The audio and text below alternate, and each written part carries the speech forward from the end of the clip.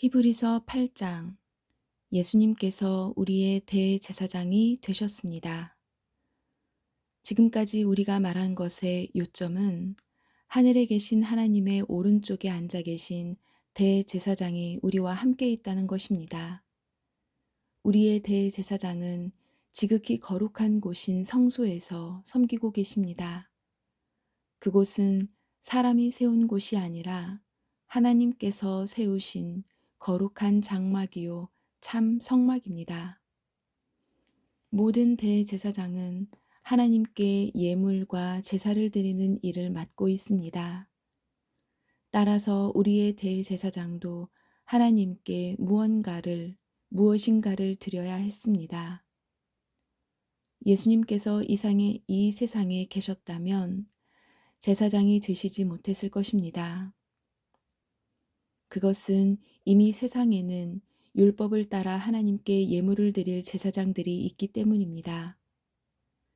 그들이 섬기는 성소는 하늘에 있는 성소의 모형과 그림자에 불과합니다. 모세가 성막을 지을 때 하나님께서는 너는 모든 것을 내가 산에서 내게 보여준 대로 주의해서 짓도록 하여라 하고 지시하셨습니다. 그러나 예수님께서 맡으신 제사장의 직분은 다른 제사장들의 일보다 훨씬 더 큽니다. 마찬가지로 하나님께서 예수님을 통해 그의 백성에게 주신 언약도 옛 언약보다 훨씬 좋은 것입니다. 이 새 언약은 더 좋은 약속에 근거하고 있습니다. 만일 첫 번째 언약에 아무 문제가 없다면 두 번째 언약이 필요 없을 것입니다. 그러나 하나님께서는 백성들의 잘못을 아시고 다음과 같이 말씀하셨습니다.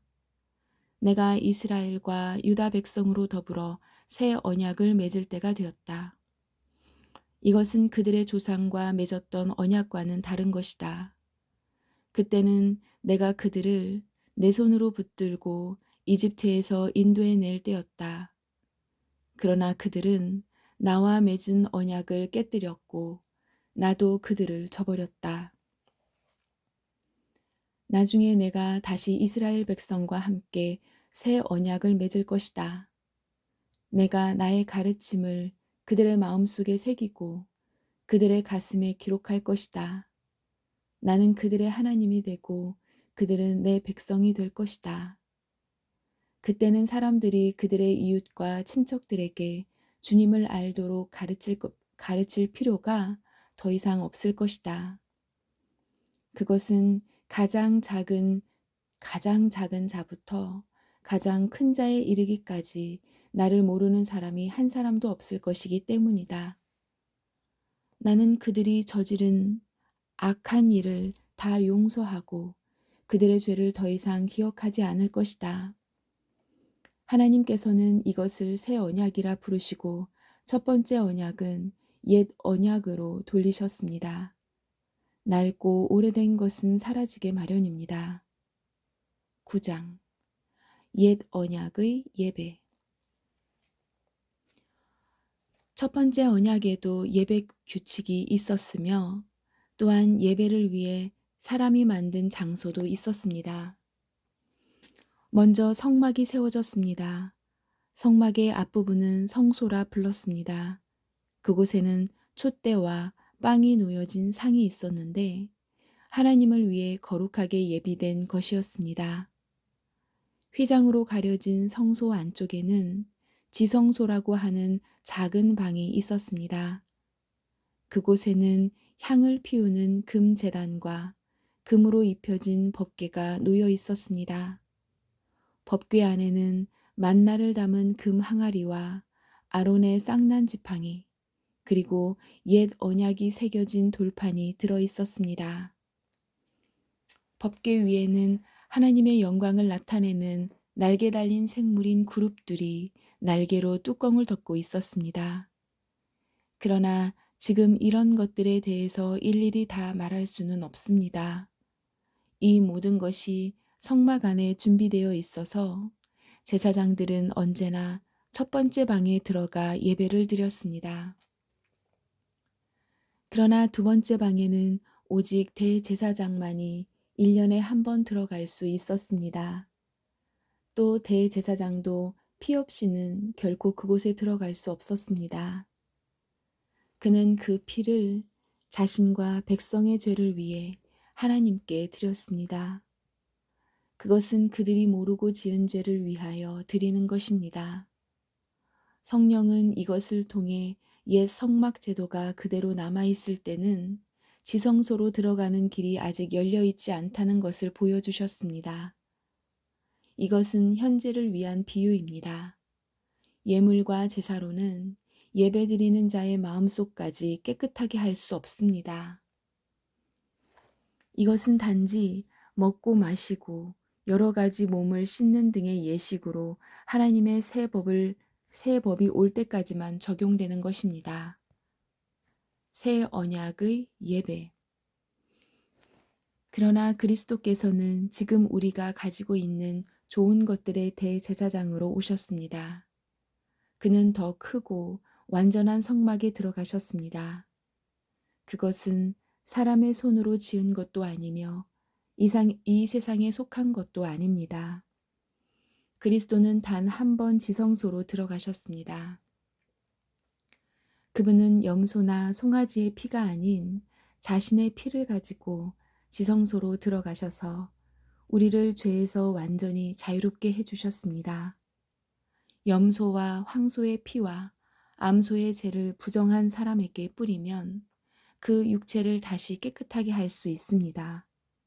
그렇다면 영원하신 성령을 통해 하나님께 자기 자신을 완전한 제물로 드린 그리스도의 피는 어떻겠습니까? 그의 피는 죽음에 이르게 하는 행동에서 우리 마음을 깨끗하게 하고 살아계신 하나님을 섬기는데 부족함이 없도록 할 것입니다. 그러므로 그리스도께서 새 언약의 중보자가 되셨습니다. 이제 하나님께 부르심을 받은 자들은 하나님께서 약속하신 영원한 복을 받을 수 있게 되었습니다. 옛 언약 아래에서 살던 사람들을 죄로부터 자유롭게 하기 위하여 그리스도께서 죽으셨기 때문에 사람들이 그 축복을 누릴 수 있게 된 것입니다. 유언이 효력을 나타내려면 그 유언을 쓴 사람이 죽었다는 사실이 증명되어야 합니다. 그 사람이 살아있는 한 유언은 아무 쓸모가 없습니다. 오직 죽은 후에만 쓸모가 있는 것입니다. 이처럼 옛 언약도 죽음을 나타내는 피 없이 세운 것이 아닙니다. 모세는 백성들에게 율법에 적힌 모든 계명을 말해 주었습니다. 그리고 송아지의 피를 물과 함께 섞은 다음 붉은 양털과 우슬초에 적어서 율법책과 백성들에게 뿌렸습니다. 그리고 이것은 하나님께서 여러분에게 순종하라고 명령하신 언약의 피입니다. 라고 말했습니다. 모세는 성막과 예배에 쓰이는 모든 물건에도 그런 방법으로 피를 뿌렸습니다. 율법은 거의 모든 것이 피로써 깨끗해지며 피 흘림이 없으면 죄의 용서도 없다고 말합니다. 그리스도의 죽음으로 죄가 깨끗해졌습니다. 하늘에 있는 참된 것들을 모방한 이 땅의 모형은 동물의 피로 깨끗해져야 합니다. 그러나 하늘에 있는 것들은 더 좋은 제물이 필요합니다. 그리스도께서는 사람이 지은 지성소에 들어가지 않으셨습니다. 그것은 참된 것의 모형일 뿐입니다. 그리스도께서는 하늘에 올라가시고 그곳에서 우리를 도우시려고 하나님 앞에 서신 것입니다. 대제사장은 1년에 한 번 자신의 피가 아닌 동물의 피를 가지고 지성소로 들어갑니다. 그렇다고 그리스도께서 자신을 제물로 드리기 위해 매번 하늘로 올라가신 것은 아닙니다. 만일 그래야 한다면 그리스도께서 세상이 창조되었을 때부터 고난을 자주 받으셔야 했을 것입니다. 그러나 그리스도께서는 단 한 번 오셔서 자신을 제물로 드림으로 모든 죄를 깨끗하게 하셨습니다. 사람들은 모두 한 번은 죽습니다. 죽은 후에는 심판이 우리를 기다립니다. 그렇기 때문에 그리스도께서는 자신의 몸을 한 번에 들여 많은 사람의 죄를 없애주신 것입니다. 그리스도께서는 다시 오실 것입니다. 그때는 죄를 없애기 위해서가 아니라 그리스도를 기다리는 자들에게 구원을 주기 위해 오시는 것입니다.